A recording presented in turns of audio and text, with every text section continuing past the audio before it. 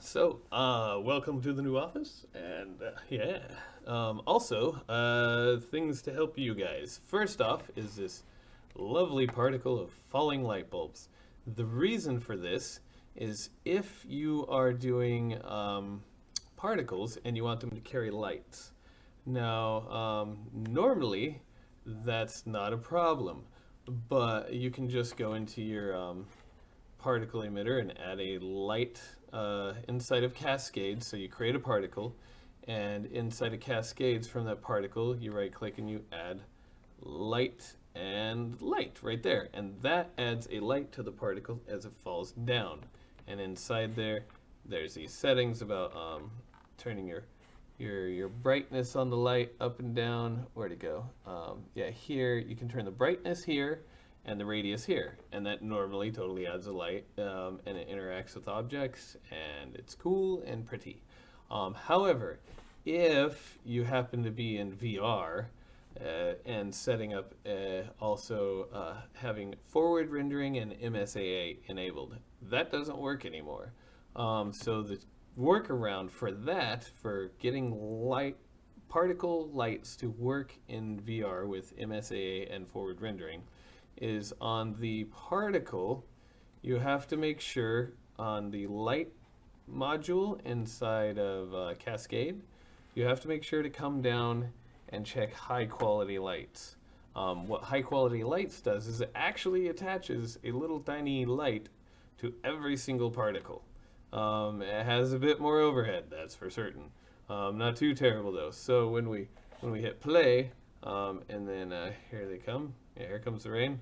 In VR you can see it a lot better, but you see they got these little spark splats that are happening when they hit the ground, so it's nice and pretty. Yeah, that's how you get lights to work. Obviously, you know, I can go like this and turn the light way up, so it's at 1000 now. I can turn it up. Oh, and you have to turn the light numbers like way through the roof. So if I turn it to like 10,000, you know, instead, or maybe 100,000, and then we hit save and we hit play, you know, then we should be able to see these big old giant sparks. Here they come. Yeah, there they go. Whoop, whoop.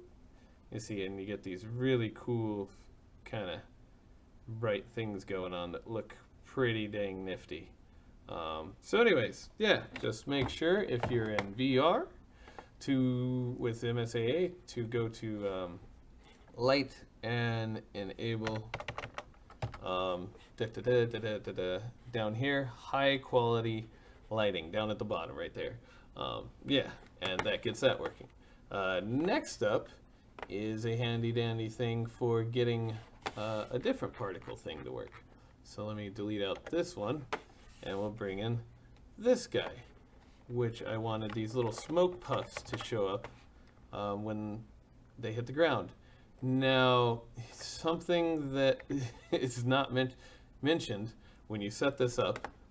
So here, what we have is a particle I wanted to have generate these when the particles that are the rain hit the ground. They're eventually going to be splats. Right now, they're just these little kind of puffs of smoke. However, that would be this one. In the particle, what you want to do is first add this. You right click and you say collision, actor collision. Collision, actor collision right there. And then on the actor collision, you want to go down to this right here under collision completion option.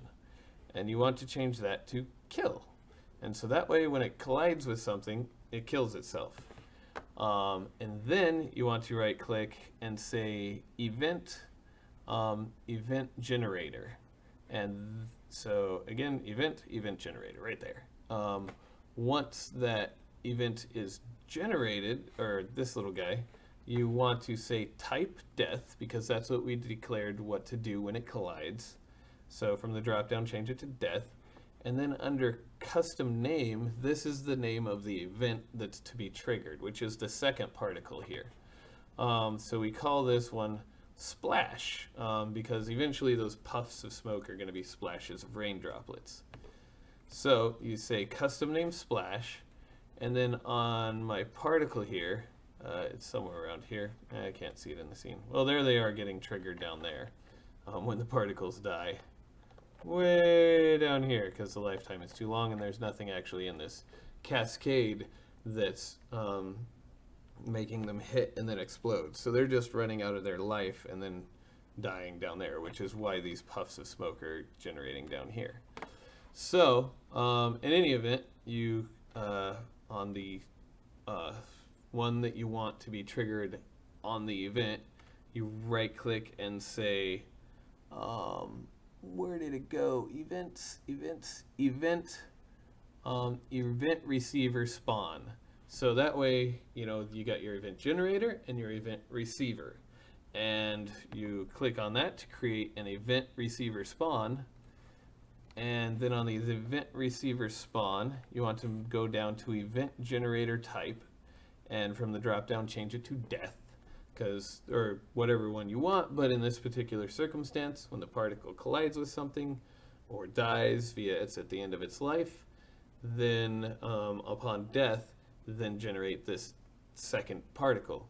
And you have to make sure to call the event name the same here as it is in the event generator. So it's called splash. It's not the actual particle name, even though I called the particle splash, or splash particle, but that has nothing to do with it. It's not the name of the particle, it's the name of the event you enter here that gets triggered. So now that this particle is recognized via this receiver as event name splash, now it will trigger this. And this particle is simply, see if I can find my way to the top of these.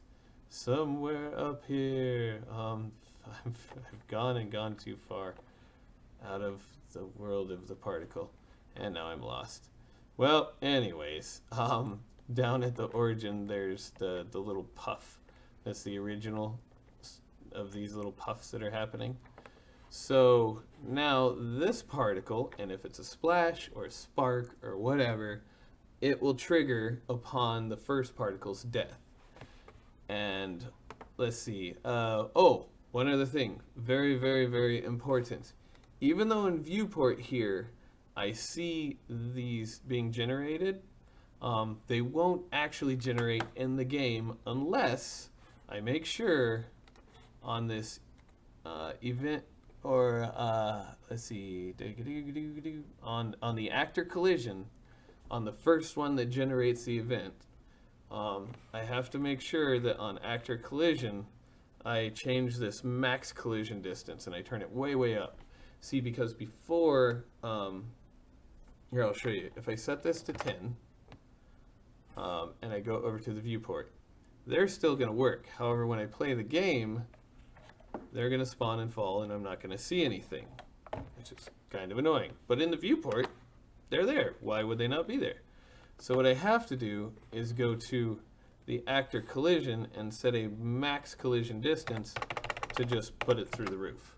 So that way, as they're falling, there isn't a max collision distance to trigger this particle. So that way now, when I hit play, they generate upon hit, and it works. Hooray!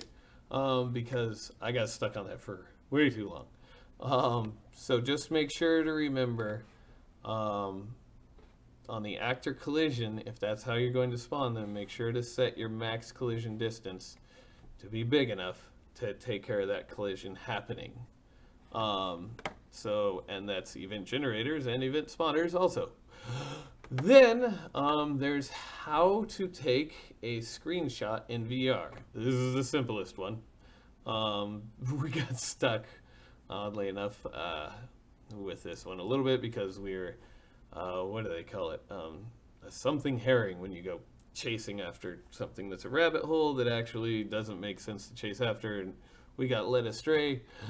But all you have to do, if in VR you want to be able to take a screen grab, I'll show you right here. If I hit spacebar, it's taking a screen grab. I forgot to write down where. Oh, right here. Boop. There it is.